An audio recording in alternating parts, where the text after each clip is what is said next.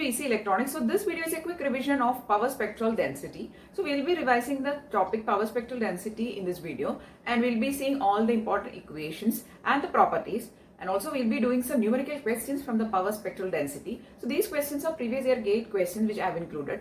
So just to familiarize you the type of questions that can come from the power spectral density area. Okay. And also you can find the notes of this video in the description, and if you found the video useful, please don't forget to like, share and subscribe. Now let's see about power spectral density, its property and the numerical questions. So this video is a quick revision of the topic power spectral density, its properties, and also we'll be seeing the previous year questions from the topic power spectral density. Okay, that is, we'll be seeing the previous year gate questions. Now the power spectral density is only defined for stationary random processes. We have discussed in the previous videos what is random process, what is stationary random process, all those things. And also we have discussed regarding the autocorrelation function, what is the equation for autocorrelation function and all. So the power spectral density is only defined for stationary random process, and it is the Fourier transform of the autocorrelation function. So if you can represent Sx of f, that is a power spectral density using Sx of f, equal to the Fourier transform of Rx of tau, where Rx of tau is the autocorrelation function. So this autocorrelation and power spectral density are Fourier transform pairs. The power spectral density is the Fourier transform of autocorrelation, and autocorrelation can be obtained by taking the inverse Fourier transform of the power spectral density. So if you write in a detailed equation form, then Sx of f equal to minus infinity to infinity Rx of t e raised to minus j2 pi ft dt. That is equation for your power spectral density or PSD. Then in order to find the autocorrelation, 1 by 2 pi integral minus infinity to infinity Sx of f e raised to plus j2 pi ft df. You can also write 2 pi f as omega. Okay. Then it will be e raised to j omega t df. Okay. So, likewise you have to change. So, these are the equations for the power spectral density and autocorrelation in terms of power spectral density. Now, the properties of power spectral density, some of the properties we have discussed in the random process numerical video. But the most important properties are the power spectral density function or Sx of f is always real and even. And the power spectral density function is a real function and this even and symmetric. Okay. And also the power spectral density function is always having value greater than or equal to 0. So it is always non-negative. So when talking about the PSD, it is always real, even and non-negative. Okay. This type of questions can come regarding to these facts or properties. Now, consider a linear filter which is having an input variable x of t, output y of t, and the impulse response is h of t. Then if you take the power spectral density of the output, Sy of f equal to Sx of f into modulus of the h of f square. Now h of f is the Fourier transform of your impulse response, or the impulse response written in the frequency domain. It's modulus square. Okay. So that is the relation. Now why this relation is we are studying is because a lot of numerical questions can come from this relation. So when you are writing the PSD of a linear filter, the output variable's power spectral density is equal to input power spectral density dot mod hf square, where hf is the frequency domain representation of the impulse response of the linear filter. Okay, so these are the most important things you should be knowing. Now let's do some numerical questions from the power spectral density topic.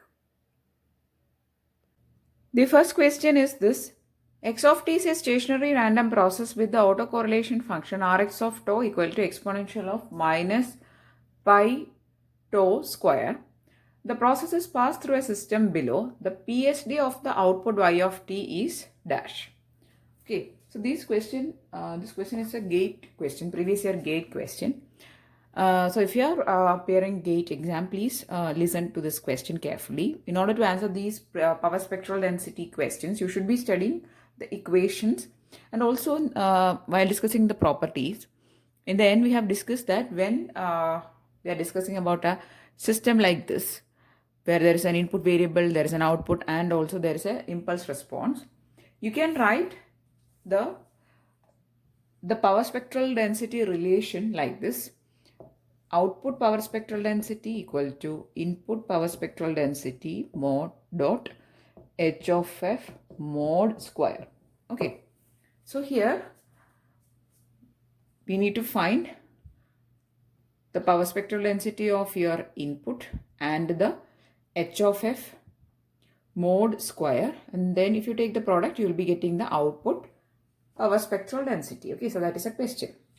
Now first we will find what is the h of f for this system. Okay, so there is a block given h of f equal to j2 pi f. It is getting added to again x of t connected to the minus or the negative terminal of the summer. Okay, so the total h of f or the total impulse response in frequency domain. Impulse response, and that is in frequency domain. So h of f will be equal to j2 pi f minus 1. So it is not just simply j2 pi f, it is there is also a minus 1. Okay, so the total h of f is equal to j2 pi f minus 1. Okay, now we have h of f. We now need to take the mod h of f square. We will take that later. So we have now h of f equal to j2 pi f minus 1. Now if you want to find s x of f, that is the power spectral density of x of t, then it is given by the Fourier transform of Rx of tau. That is the Fourier transform of its autocorrelation function. You have to substitute the equation minus infinity to infinity. Rx of tau e raised to minus j2 pi f t dt. Okay, so substitute here Rx of tau as exponential minus pi t square. E raised to minus pi t square, and then you will be getting the value for s x of f, and if you solve this integration, you will get the result as e raised to minus pi f square. Okay, so this is the value obtained for s x of f equal to e raised to minus pi f square. Next we will calculate what is h of f mod square. H of f mod square equal to mod j2 pi f minus 1 square. Right. So that will be equal to 4 pi square f square plus 1. 4 pi square f square plus 1. Now take the product of this with s x of f, that is nothing but e raised to minus pi f square. So this will be your total power spectral density for your output variable y of t. So as y of f equal to 4 pi square f square plus 1 into e raised to minus pi f square is your answer for the power spectral density of your output variable y of t. This question is a MCQ type of question. Which of the following is or are not a property of the power spectral density S x of omega? Okay. A, Sx of omega or the power spectral density function is a real function of omega. That is a correct option. We have discussed that while discussing the property of PSD function or power spectral density function. There, that it is a real function. Second one, Sx of omega is an even function. Yes, again that is also right. It is real and also even. Option C, Sx of omega is non-positive function of omega and Sx of omega less than or equal to 0 for all omega. This is not a correct option because we know that the power spectral density function is positive. It is not non-positive. It is non-negative. Okay. It should be non-negative. But here it is non-positive given. So it is a wrong option. So the important properties of the power spectral density function are it is real, even and symmetric, and also they are non-negative, and the value is always Sx of omega greater than or equal to 0, not less than or equal to. Okay, so this option is wrong option. Correct answer for this question is option C. The third question that we are going to discuss is this. The power spectral density of a real process x of t for positive frequencies is shown below. The value of E of x square and E of xt respectively are dash. Okay, so this is a GATE question of 2012 GATE examination. Now we are going to see we need to find what is E of x square and E of x of t. Okay, so first we'll find what is E of x square of t. So the mean square value of a stationary process, that is E of x square of t, equal to the area under the graph of the power spectral density. That is the relation. So if you want to find E of x square of t, that is a mean square value of the stationary process, it will be the area under the graph.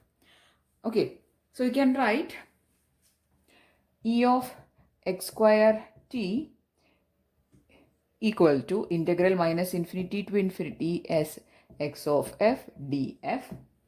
But here the value is given in omega. So we'll write in terms of omega.